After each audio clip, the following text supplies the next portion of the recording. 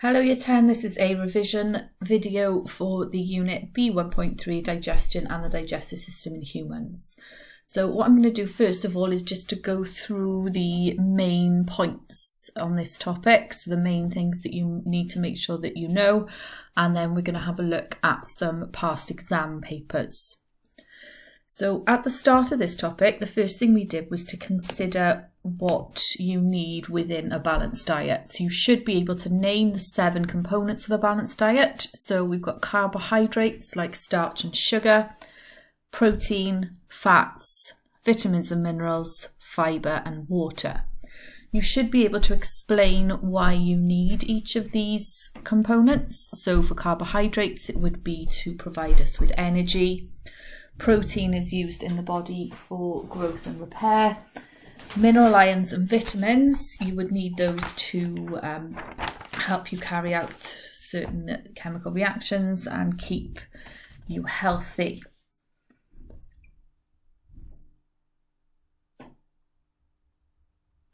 Fibre then provides bulk within the digestive system, so it makes sure that your digestive system is working properly and that everything is passing through correctly.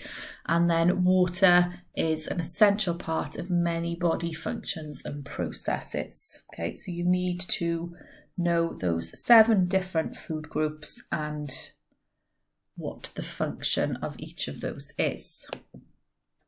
Okay, so again, carbohydrates for energy, fats for energy, proteins to build cells and repair tissue, and mineral ions and vitamins needed in small amounts to keep the body functioning healthily. There's 2 particular vitamins and minerals you just need to have an awareness of. So you need to know about iron. Iron is needed for the production of hemoglobin within the blood. So hemoglobin is the chemical that is carrying oxygen around your body. A lack of iron in the diet, so you'd get iron from things like red meat. A lack of iron in the diet then can lead to a condition called anemia. Vitamin C is needed to maintain healthy tissue.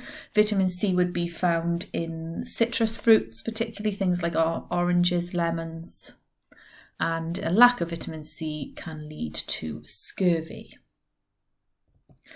So when we're thinking about a balanced diet, you also need to remember that the components of a balanced diet will remain the same, but different people will have varying requirements for those components. So we looked in the unit at particularly a pregnant woman, an athlete, a bodybuilder.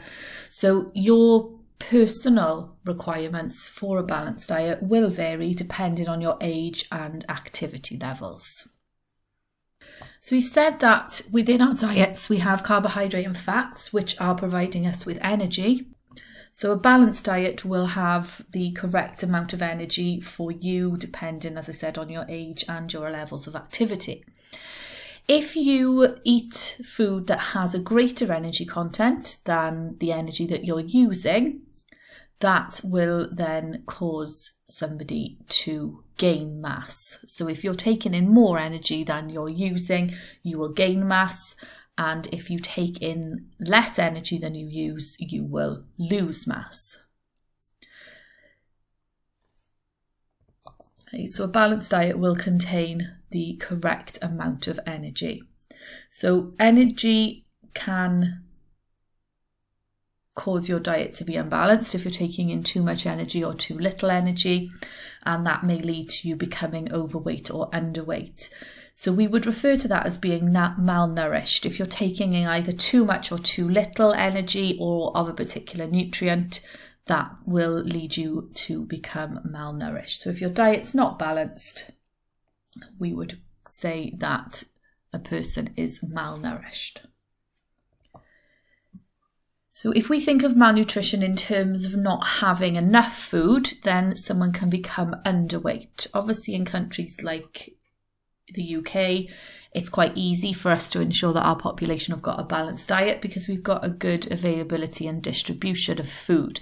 However, that's not the case in all countries, so you need to be aware that people who are underweight will have these sorts of symptoms. So they will be thin, muscles will waste, poor immune system, irregular periods, and they can stop altogether, having an effect then on a woman's fertility. These symptoms can also occur in the developed world, as we said, in people suffering from things like anorexia. An unbalanced diet where you're not getting enough of a particular nutrient can also lead to deficiency diseases, such as scurvy, which we've just mentioned is a lack of vitamin C, or rickets, which would be a lack of vitamin D. At the other end of the scale, if people are eating in excess of their body requirements, they can become overweight or obese if they are very overweight. There are lots of conditions associated with being overweight and having excess fat within the diet. So obesity can lead to things like heart disease, circulatory disease, arthritis. High levels of sugar within the diet can lead to diabetes, especially type 2 diabetes. And also sugar contributes to tooth decay. High blood pressure is also related, and you should know this, that high blood pressure is related to excess salt within the diet. I'm going to move on now to the next part of this unit, which is thinking about the digestion of the food that you're eating. So a lot of the molecules of food that you are taking in, starch, fats, proteins, are large molecules that are insoluble. They're not able to dissolve. So for our body to be able to use these, we have to digest them. They have to be digested into smaller, soluble molecules, which are then able to pass through the wall of the small intestine into the bloodstream and travel to wherever they are required within the body. That process, as you should know, is carried out by special chemicals called enzymes, which we learnt about in the first unit in year 10. So enzymes within the digestive system are made inside certain cells within the body, in glands and in the lining of the gut, and they are then released into your digestive system. So the enzymes pass out of the cells where they're made into your gut, into your digestive system, where they then come into contact with the food molecules and are able to digest these, breaking down the large molecules into smaller molecules. So the enzymes are catalyzing the breakdown of large insoluble molecules into smaller soluble ones that can then be absorbed through the wall of the intestine into your bloodstream. You should be able to give 3 examples of enzymes that are found within the digestive system. The first one is the enzyme amylase. So amylase enzyme is a carbohydrase enzyme, which means it breaks down carbohydrate. So amylase is digesting starch into sugar or glucose molecules. Amylase is produced in the salivary glands, in your pancreas, and in the small intestine. It is released then into the mouth and the small intestine, where it can break down the starch into glucose.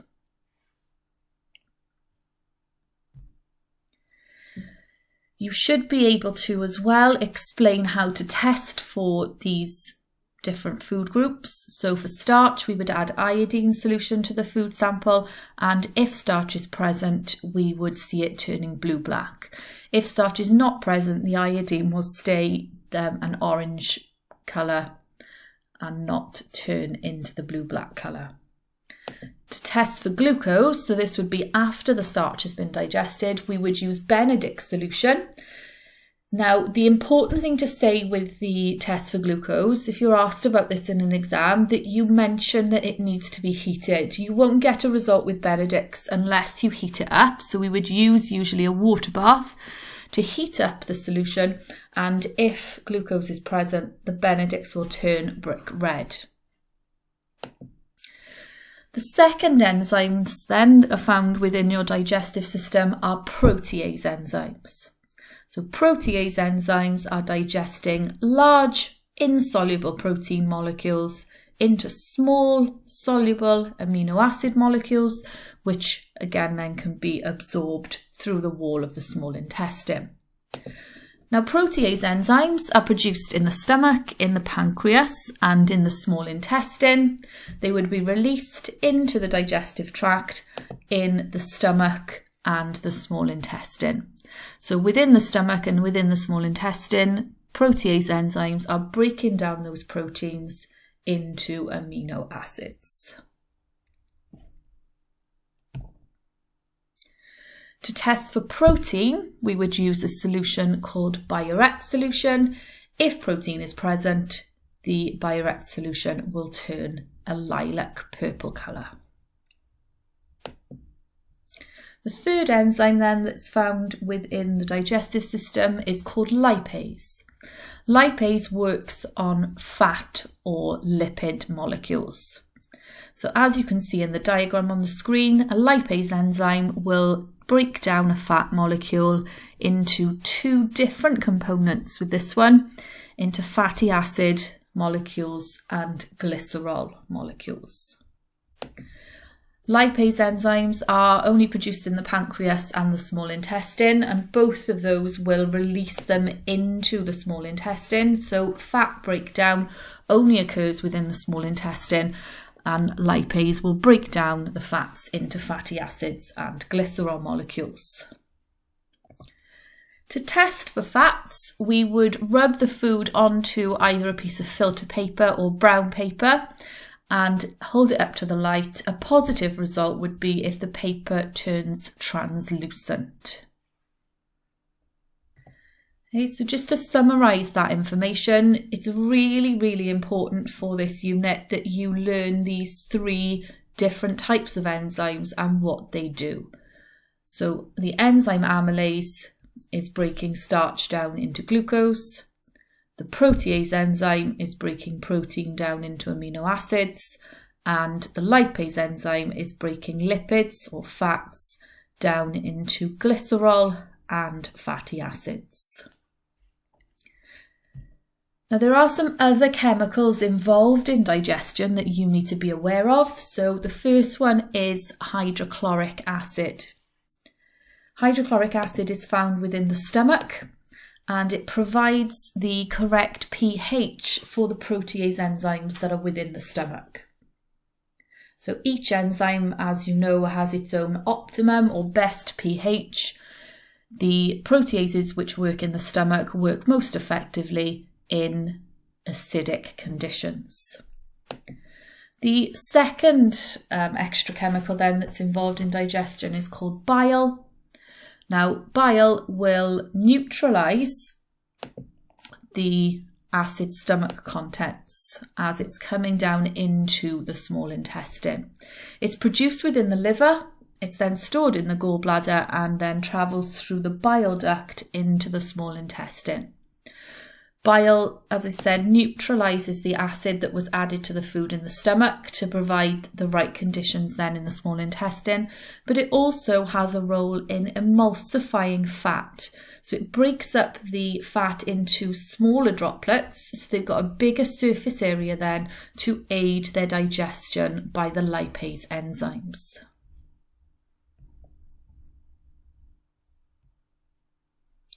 So this picture here, which you've got in your booklet, is just a good overview of where all of these different chemicals are made. So the salivary glands make amylase, the stomach makes acid and protease, the pancreas makes all three of the digestive enzymes, the liver makes bile, which is then stored in the gallbladder, and the small intestine again produces all three of the digestive enzymes. The next part of this unit was concerned with thinking about what happens at each place within the digestive system. So if we start up at the top, obviously we have the mouth. So within the mouth, the teeth will break the food up into smaller pieces, increasing its surface area. And then saliva will be added with amylase within the saliva to start breaking down the starch into glucose. You would then swallow the food. It moves down into your esophagus. The structure here called the epiglottis will prevent the food going down into your trachea.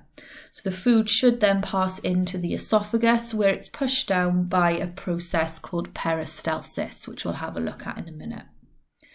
Food then reaches the stomach, where, as we've just said, there is acid and protease enzymes, which would start to break down the protein. The stomach is muscular, so it will be churning up the food while it's in there. The food from the stomach then will move into the small intestine. So the small intestine is the longest part of the digestive system. In the small intestine, the digestion will occur then of all of these large molecules into smaller ones, which can then pass through the wall of the intestine into your bloodstream to be taken around the body. By the time food reaches the end of the small intestine, all that's left is fibre and any other insoluble material and water. So it's all waste material and water that's left by the time the food gets to the large intestine. As it travels through the large intestine then, water is reabsorbed from the food until you are left with faeces. Those will be stored within the rectum and then leave the body through the anus. Okay, so a little bit more information on this process that I mentioned earlier. So when you swallow food, it is pushed down your esophagus by this process called peristalsis. So there are muscles in the wall of your esophagus. Basically, the muscles that are behind the bolus of food will contract and squeeze in, and the muscles that are below it will relax, and that will push the food then down from the mouth into the stomach. That you need to know that word, you need to be able to use it to explain or name this process if you are asked. Just briefly want to have a look at this experiment which we carried out in a previous lesson. So this is what we would use to demonstrate what is happening in the small intestine. Now, in the experiment that I recorded for you to watch, in the bag we put starch and glucose. So Viskin tubing is a model of the small intestine. It's got little holes in it that are the same size as the holes in the small intestine, and we put starch and glucose in there to represent food within the small intestine, and then the water around the outside was representing the blood. We tested the water after 30 minutes and we discovered that within the water there was glucose because it was small enough to fit through the holes in the Viskin tubing, but we didn't find any starch because it was too big. Now, the example you've got on the screen there is slightly different, and they could give you either one of these examples in a question. So let's think about what's happening in this example. So in this one, we've got starch and amylase within the bag. So there isn't any glucose. But again, after 30 minutes, when we test the water for starch and glucose, we would find glucose within the water. Because what will happen is that the amylase will break down the starch. So this is really sort of showing what's happening within the body. Amylase will break down the starch into glucose. Glucose then will pass through the holes in the Viskin tubing into the water. So be careful if you're answering questions about the model gut to make sure you know or you recognise what is within the Viskin tubing. Think about what will happen. So in this case, the amylase is breaking down the starch into glucose. The glucose then is small enough to fit through the holes. Just a little bit more information about the small intestine. So when food has been digested, it will be absorbed through the wall of the small intestine into your blood. So that is the region where digested food is absorbed. Most absorption happens in the second part of the small intestine, the longest part, which is between 2 and 4 meters long. Now, to make sure that you're absorbing as much of the nutrition from the food as you can, the small intestine has a very large surface area, and that is increased by the fact that it has lots of these structures. These structures are called villi. So they look a little bit like little fingers sticking out from the surface of the inside of the small intestine. So the villi, one is called a villus. They are very tiny finger-shaped structures that increase the surface area. So food passes through from the small intestine, through the wall of the villi, into the blood. So to aid that process, to help the villi be very good at absorbing the food, they've got a wall that is 1 cell thick. So it's a very short distance then for absorption by diffusion and active transport. Obviously, you should know from the first unit what those are. And the villi have a very good network of blood capillaries, so a very rich blood supply, allowing the nutrition to go through the wall, so the amino acids, the glucose, the fatty acids and glycerol molecules will pass through the wall of the villi into the bloodstream. And by having a rich blood supply, the nutrients then are taken away straight away, which maintains a diffusion gradient. So we will always have a diffusion difference, steep diffusion gradient, which will help with the diffusion of those substances. This is one limitation of the experiment that we did with the Viskin tubing, because with the Viskin tubing, obviously the water around the outside stays. There's no change in that water, so it doesn't then maintain as good a concentration gradient. So the last thing we're just going to have a look at in this brief topic overview is the experiment that was carried out to identify how much energy there is within food. So this would be how you would compare the amount of energy in different foods. We know that within food there is chemical energy. As we burn the food, that chemical energy is converted into heat energy and light energy. So this experiment allows us to measure how much heat energy is given off as the food burns, and then we are able to convert that into a value of energy so that we can compare then different foods. If you remember back to the experiment we did, we burnt a full fat crisp and a low fat crisp underneath the water. We took the temperature at the start and the temperature at the end, so we could work out then how much energy was being released. So we changed the type of food, we were measuring the temperature change, and that allowed us to then calculate the amount of energy released. Control variables we kept the same were the mass of the food, the volume of the water, and where we held the food. When we had the results from our experiment, we noticed that they were actually quite a lot lower than the true values which were found on the packaging. So we then had a look at how this experiment would be done in industry to get a true value of the amount of energy in the food. There were lots of errors with our experiment. We had lots of heat being lost to the environment. We couldn't fully burn the food sample because of how we were holding it and how we were setting it on fire. We were losing heat to the glass in the boiling tube. We were losing heat out of the top. We had lots of issues, so our results weren't particularly accurate. So to get accurate results, we used the piece of equipment you can see on the screen in front of you. This is a bomb calorimeter. So what makes this better than the experiment we did? Can you remember any of the points that we discussed? Okay, so what you should be looking at here, we've got an insulating jacket around the outside and an airspace. What that does is to prevent any outside temperatures from influencing our results, but also prevents any heat from escaping. We've got a stirrer which will distribute the heat evenly through the water so that you're getting a true reading on the thermometer. In our experiment, the heat would have been mostly towards the bottom of the water, so you would have had a slight temperature difference between the top and the bottom. In the bomb calorimeter as well, we have the sample here in a crucible with ignition wires running through the centre of the sample.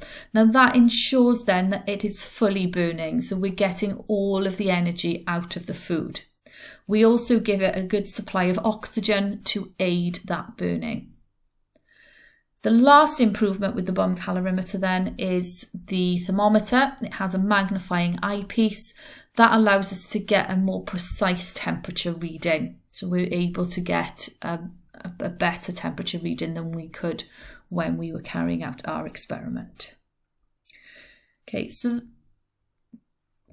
that's a overview of the key points for this unit that you must make sure that you know in preparation for the test or the exam.